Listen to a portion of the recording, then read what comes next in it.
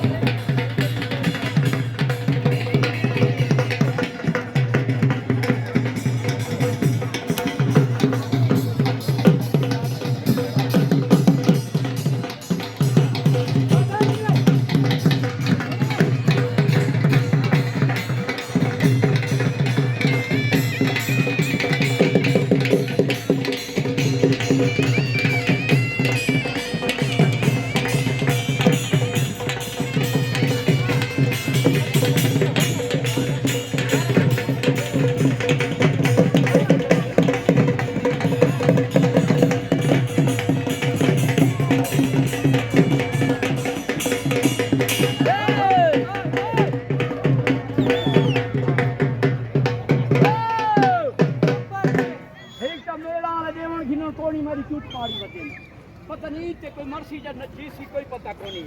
आंधी खमीस वाली जो कबूतरी पहलवान दे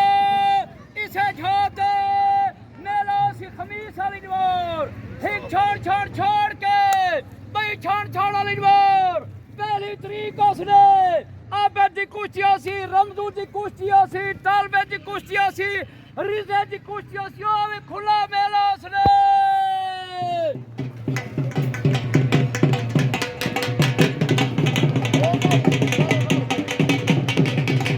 Bye.